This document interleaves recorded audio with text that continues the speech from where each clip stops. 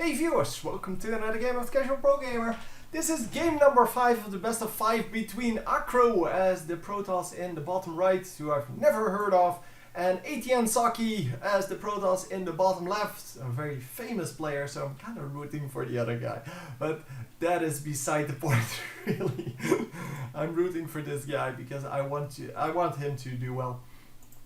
But yeah, it is 2 versus 2, so this is game number 5, and this is the all deciding game where we are hopefully just going to see some normal strategies. If you're just watching this because you're thinking, well, I only want to know the who won, then yeah, that's fine. But if you want to see a nice game, watch game number 3. It's a very short game, but it is good. So yeah, game number 3 definitely non-standard strategy for both of them. It was definitely good.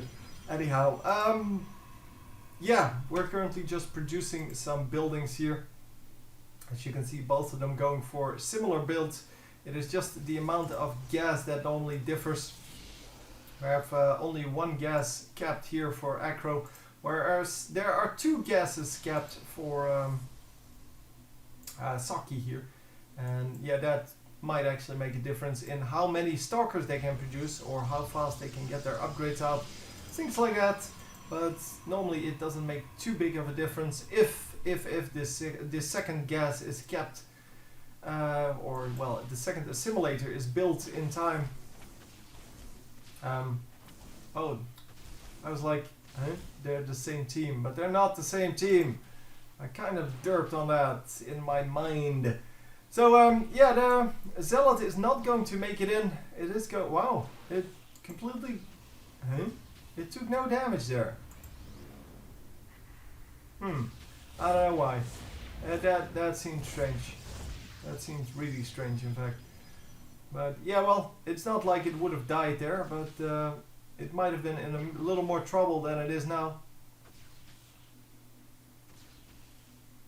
I guess they just disappear, so the lasers kind of disappear if the Zealot runs away fast enough. Yeah, he definitely would have died now, because it happened twice already. I didn't know there was still such a thing as dodge in this game. But anyhow, we are going to get the earlier, push here. Because of that gas capped, I'm, so the 2 gas versus 1 gas normally means you're going for more of a more of a tech heavy route, which doesn't mean anything. Is he going to? He's not going to cancel that. Okay. So let's give away a free 100 minerals. Yeah, well, why not? I guess we do have some probes coming out here. I don't know whose probes these are, but they seem to be a little lost here in this fight. They are blue probes, so yeah, he didn't really need those. I don't know why he took off so many probes and lost quite a few of them as well. Yeah, he lost 4 probes for no reason at all, because he had plenty of defense to go up against these stalkers. Now, of course, we have some more stalkers coming in, and since well, you can warp in pretty much wherever you want as long as there's a pylon there. Yeah, this is going to be quite hard to defend, because, well, now it's about equal, but, well, if he splits the army with a force field, so if this army kind of sets foot on this bridge and he walls off behind them, yeah, he's going to lose 1, maybe 2 stalkers, and that might actually be very painful, because it might actually end right there. There are some zealots in here. I don't know how much they did. Probably not too much yet. Yeah. Didn't really kill anything yet, and we're just going to battle it out in the middle of a probe line, because why not? Yeah, it's not going to result in anything. The new warp-ins are just going to clean up. And yeah, the new group of zealots coming in here is not going to do anything either, because, well, your opponent can just warp in just as many zealots. So, and there is a stalker. The stalker, yeah, well, is going to take out whatever is coming at it. And we still are holding off in the front of this base. Not really too worried about about getting surrounded at this point, because there's nothing behind him. So all in all, he's just holding position on this front end of the ramp, sorry, and yeah, didn't really go in, even though his opponent lost quite a few minerals there. And yeah, resources lost is now equal. But yeah, he lost quite a few minerals, quite a few war pins, and he can't really make use of that because, well, he himself, so the red player, also lost quite a bit. And well, we're now going to move out the blue forces. Actually, the aggressor here, he does have way more zealots, way more troops coming out. I don't know what the red player is investing in. Oh, he currently is investing in a robotics facility. That might actually be a different, well, different tactic just. It might actually work, in fact. Well, we do have 4 warp gates and a robotics facility now, which is way too much to afford on a single base. But yeah, well, that means one of the warp gates is just going to produce only zealots or something like that. I don't know. Something like that. And as you can see, we are now holding position on the other side's base. So yeah, this turned around quite quickly actually. One push, well, pushing entirely across the map, and now at the ramp where, well, where he'll have to hold off. But with an immortal, he actually has a stronger army now, because they have similar amounts of stalkers. Both of them have 7, I believe. Yeah, so both of them have 7 stalkers. Both of them have a few zealots, and the zealots really don't matter too much. Both of them have a mothership core, but then this one immortal is going to make a big difference. He does not want his units scouted, which is kind of funny because there is just an observer right here that can see everything. So his opponent might have an observer over his base as well, but I guess not. So the mothership core goes down, and we are going to go out with a warp prism. Is he going to be able to sneak past this? Oh, he doesn't want to sneak past this. He just wants to do the damage. And oh, wow, the immortal gets out, but at what cost? That was not very wise and very nicely moved on Socke's part. He of course knows that this is a big thing, because even if only the warp prism and the immortal went down, it would be a big thing. But in fact, there were 2 more units in there, probably zealots though, so they don't really matter too much. But yeah, that was a big thing to have. He is going to retreat though, because he knows his army is smaller. And now I don't know where he went with his resources, because both of them have this, well, this new nexus coming up. And I guess he just, yeah, he just invested in something else. Oh, he now has immortals as well. So he invested in a robotics facility as well, just to go immortals for immortals. And immortals are of course very good at killing stalkers. They're not very good at killing other immortals, of course. But they do a massive 50 damage with each shot to armored units. And yeah, that's big. I mean, 50 damage is a huge amount to go up against stalkers, because stalkers have 160 HP, which means that it's basically 3 shots and then it's over.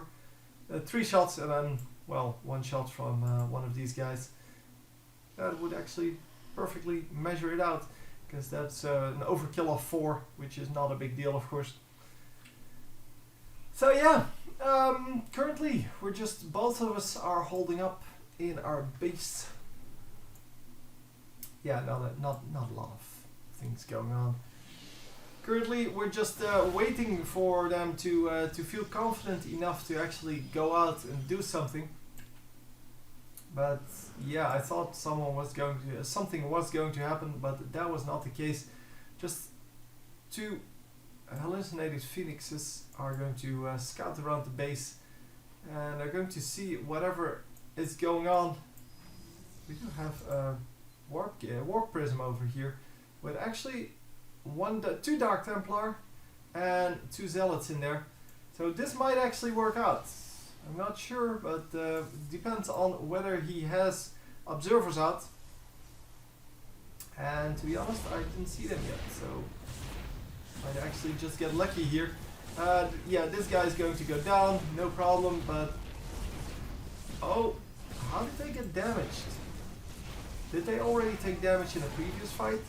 Because they are getting some pretty nice damage done here. Oh my god. Dark Templar for the win. There is something... Oh, here you go. There's the observer. So he did have an observer out. No problem, no problem. But how many probes did he get? 9 total. So not a big deal. Thought it would be more. Resources lost. Pretty much equal. So yeah. Looking forward to the rest, to be honest. Because this is getting kind of silly. We do have some Dark Templar coming up for one of them. Yeah, well, for our blue player here. And our blue player is getting attacked here in the base a little bit. Yeah, not too big of a deal. Let's see how much that was. 0 kills on the probes. 5 total, but 0 actual probe kills there.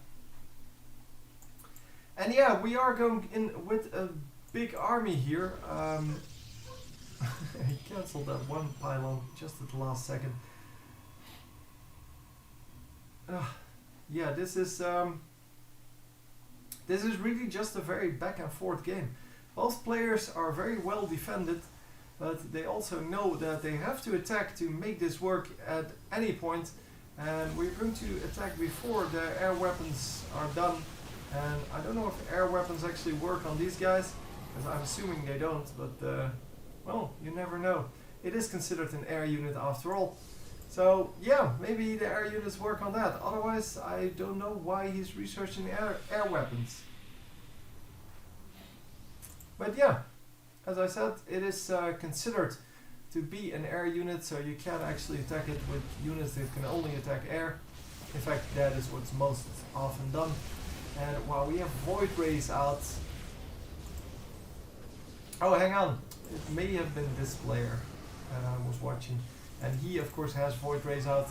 The Void Rays are, of course, going to do very well with air with air weapons. Yeah, it is indeed him. So I'm sorry about that. Oh, complete derp. So, yeah, we have some hallucinated Void Rays out here. In fact, 4 of them. And 5 even. Yeah, that is a big distraction here, of course, because he can actually just attack freely with his normal Void Rays then, and just let the ghost ones, or the hallucinated ones, take the damage for it. But it seems that this red army is so much bigger than the blue army. All he has to do is wait for this photon overcharge to just disappear and stop working, and then he can just, well, move in and just kill everything. Because the Nexus ability to shoot is actually pretty good. The long range, the range 9, is actually going to be good enough though, and it is now worked out. So yeah, now we can kind of just march in here. He is, of course, still going to just poke for a moment, but then he decides, well, it's kind of time to just go in there and kill everything and just wipe the floor with this army. But all of these hallucinated units kind of make it look like the army is much bigger than it actually is. He is going to take down most of the army though, and look, these Colossi haven't been damaged at all yet, as well as this Immortal. They're just sitting in the back, just shooting, well, to their heart's content. Not really worrying about anything. 55 damage now versus armored, and buildings are armored, keep that in mind. As well as virtually every unit in the Protoss arsenal. And they can't shoot at the Void Rays, obviously, but yeah, that is hardly a problem.